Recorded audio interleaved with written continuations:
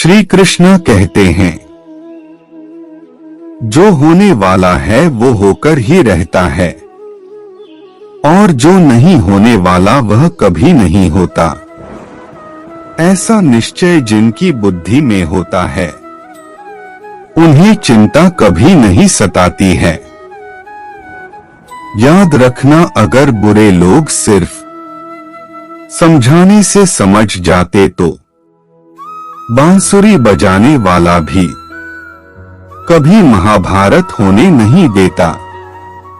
जो इंसान किसी की कमी को पूरी करता है वो सही अर्थों में महान होता है। किसी का अच्छा ना कर सको तो बुरा भी मत करना, क्योंकि दुनिया कमजोर है लेकिन दुनिया बनाने वाला नहीं। सच्चा धर्म यह है कि जिन बातों को इंसान अपने लिए अच्छा नहीं समझता उन्हें दूसरों के लिए भी प्रयोग ना करें। कोई भी इंसान जन्म से नहीं बल्कि अपने कर्मों से महान बनता है। बिना फल की कामनाएं ही सच्चा कर्म है। ईश्वर चरण में हो समर्पण, वही केवल धर्म है। चुप रहने से बड़ा कोई जवाब नहीं और माफ कर देने से बड़ी कोई सजा नहीं। श्री कृष्ण कहते हैं, सदैव संदेह करने वाले व्यक्ति के लिए प्रसन्नता न इस लोक में है ना ही कहीं और। श्री कृष्ण कहते हैं, जो मन को नियंत्रित नहीं करते उनके लिए वह शत्रु के समान कार्य करता है। मनुष्य अपने विश्वास से निर्मित होता है। जैसा वह विश्वास करता है वैसा वह बन जाता है। जब इंसान अपने काम में आनंद खोज लेते हैं तब वे पूर्णता प्राप्त करते हैं। श्री कृष्ण कहते हैं, इतिहास कहता है कि कल सुख था, विज्ञान कहता है कि कल सुख होगा, लेकिन धर्म कहता है अगर मन सच्चा और दिल अच्छा हो तो हर रोज सुख होगा। ज्यादा खुश होने पर और ज्यादा दुखी होने पर निर्णय नहीं लेना चाहिए, क्योंकि यह दोनों परिस्थितियां आपको सही निर्णय नहीं लेने देती हैं। श्री कृष्ण कहते हैं, जो होने वाला है वो होकर ही रहता है और जो नहीं होने वाला वह कभी नहीं होता। ऐसा निश्चय जिनकी बुद्धि में होता है उन्हें चिंता कभी नहीं सताती है। हम भी जब किसी के लिए कुछ त्याग करते हैं तो हमें लगता है कि उसका फल बहुत ज्यादा मिला है और कई बार लगता है कि बहुत कम फल मिला। ऐसा इसलिए होता है क्योंकि ईश्वर का दृष्टिकोण हमारे दृष्टिकोण से बड़ा होता है।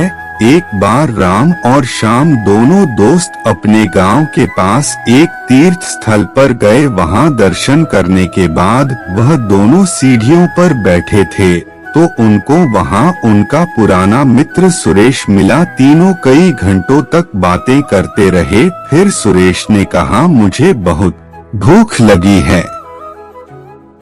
तो राम ने कहा, मेरे पास 5 रोटियां हैं और श्याम ने कहा, मेरे पास 3 रोटियां हैं। वह सोचते हैं कि इन 8 रोटियां को 3 हिस्सों में कैसे बांटे। फिर राम एक सुझाव देता है कि हर रोटी को 3 हिस्सों में बांट लेते हैं। इस तरह रोटी के 24 हिस्सों हो गए और हर एक को 8 हिस्से आए। सुरेश खाना खाकर बहुत प्रसन्न होता है और उन दोनों को सोने के 8 सिक्के दे देता है और कहता है कि तुम दोनों इसे बांट लेना। जब बांटने की बारी आती है तो राम कहता है, मेरी 5 रोटियां थी इसलिए मुझे 5 सिक्के मिलने चाहिए, और तुम्हारी 3 रोटियां थी इसलिए तुम्हें 3 सिक्के मिलने चाहिए। लेकिन श्याम कहता है, खाना तो हम सब ने एक जितना खाया, तो सिक्के भी आधे आधे बांटने चाहिए। हम दोनों को 4-4 सिक्के मिलने चाहिए। वह दोनों अपनी रट पर अड़े रहते हैं और किसी भी फैसले पर नहीं पहुंच पाते। उस समय मंदिर का पुजारी वहां आया और उन दोनों ने अपनी बात सुनाई और उनसे न्याय करने के लिए कहा। पुजारी जी को दोनों ही पक्ष की बात ठीक लगी और वह भी कोई फैसला नहीं कर पाए। उन्होंने दोनों से एक रात्रि का समय मांगा और उन दोनों को मंदिर की सराय में रात गुजारने को कहा। रात्रि में जब पुजारी सो रहे थे तो ईश्वर उनके स्वप्न में आए और उनसे पूछा कि किस चिंता में खोए हो। पुजारी जी कहते हैं कि प्रभु, मैं फैसला नहीं कर पा रहा कि राम का तर्क सही है या श्याम का। तो प्रभु कहते हैं कि दोनों का ही तर्क गलत है, क्योंकि जिसका जितना बड़ा त्याग उसका उतना बड़ा हिस्सा होता है। श्याम ने अपनी रोटियों के 9 हिस्से किए, 8 स्वयं खा लिए और 1 सुरेश को दिया, जबकि राम ने 5 रोटियों के 15 टुकड़े किए और 8 स्वयं खाए और 7 सुरेश को दिए। तो किसका त्याग बड़ा हुआ? अगले दिन पुजारी ने इस तर्क के आधार पर सिक्के बांट दिए। इस तर्क के आधार पर श्याम भी खामोश हो गया और कुछ ना बोला। मोक्ष का अर्थ जन्म और मरण के चक्र से मुक्त होने अलावा सर्वशक्तिमान बन जाना है। सनातन धर्म में मोक्ष तक पहुंचने के सैकड़ों मार्ग बताए गए हैं। गीता में उन मार्गों को 4 मार्गों में समेटा है। ये 4 मार्ग हैं कर्मयोग, सांख्य योग, ज्ञान योग और भक्ति योग।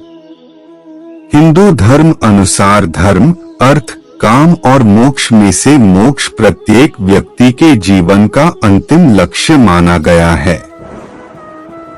अधिकतर लोग अर्थ और काम में उलझकर ही मर जाते हैं। कभी जिंदा थे मरते वक्त इसका पता चलता है। आओ जानते हैं मोक्ष प्राप्त करने के प्रमुख 7 मार्गों के बारे में, जिनमें से किसी एक पर चलकर आपको भी मिलेगा मोक्ष। प्रत्येक व्यक्ति किसी न किसी प्रकार की मुक्ति चाहता है। बंधनों से मुक्ति या दुखों से मुक्ति, जेल से मुक्ति या दवाखाने से मुक्ति, आर्थिक परेशान से मुक्ति या दिमागी उलझनों से मुक्ति। आप मनुष्य बन गए इसीलिए क्योंकि आप किसी अन्य पशु या पक्षी के शरीर में होने से मुक्ति होना चाहते थे। मनुष्य होने का मतलब यह है कि आप पशु या पक्षी की योनि से मुक्त हैं। इस तरह मनुष्य से आगे भी जहां और है। संपूर्ण दुखों से छुटकारा पाकर देवत्व को प्राप्त करना।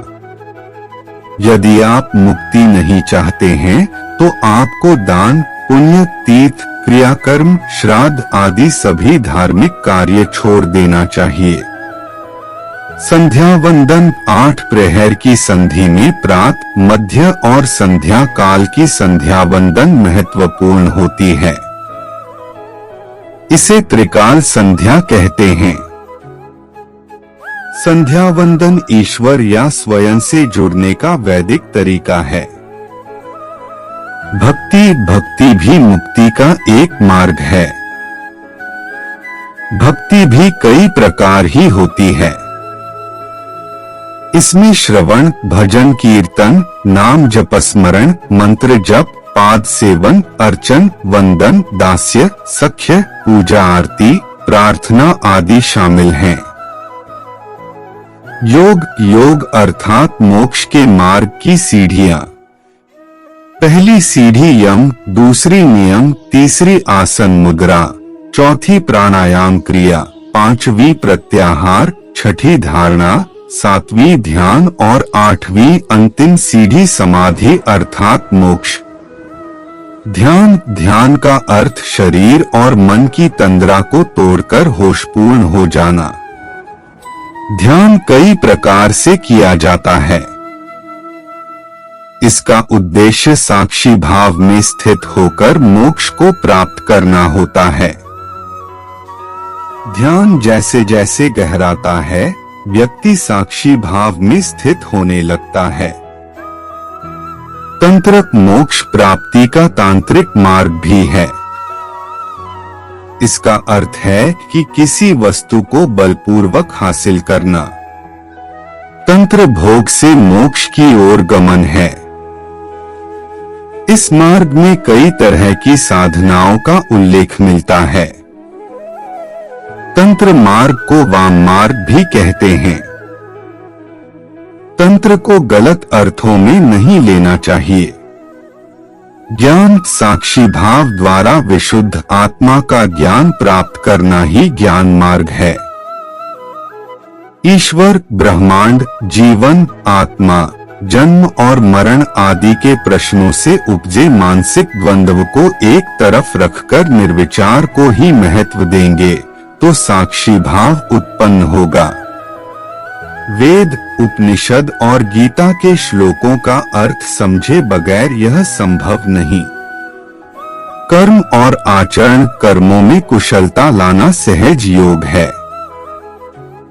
भगवान श्री कृष्ण ने 20 आचरणों का वर्णन किया है, जिसका पालन करके कोई भी मनुष्य जीवन में पूर्ण सुख और जीवन के बाद मोक्ष प्राप्त कर सकता है। 20 आचरणों को पढ़ने के लिए गीता पढ़े। भाग्यवादी नहीं कर्मवादी बने। ये है 20 आचरण। 1. अमानित्व अर्थात नम्रता। 2. अदम्भितम अर्थात श्रेष्ठता का अभिमान न रखना। 3. अहिंसा अर्थात किसी जीव को पीड़ा न देना। 4. शांति अर्थात क्षमा भाव। 5. आर्जव अर्थात मन, वाणी एवं व्यवहार में सरलता। 6. आचार्योपासना अर्थात सच्चे गुरु अथवा आचार्य का आदर एवं निस्वार्थ सेवा। 7. शौच अर्थात आंतरिक एवं बाह्य शुद्धता। 8. स्थैर्य अर्थात धर्म के मार्ग में सदा स्थिर रहना। 9. आत्मविनिग्रह अर्थात इंद्रियों वश में करके अंतःकरण को शुद्ध करना। 10. वैराग्य इंद्रियार्थ अर्थात लोक परलोक के संपूर्ण भोगों में आसक्ति न रखना। 11. अहंकारहीनता झूठे भौतिक उपलब्धियों का अहंकार न रखना। 12. दोषानुदर्शनम अर्थात जन्म, मृत्यु, जरा और रोग आदि में दुख में दोषारोपण न करना। 13.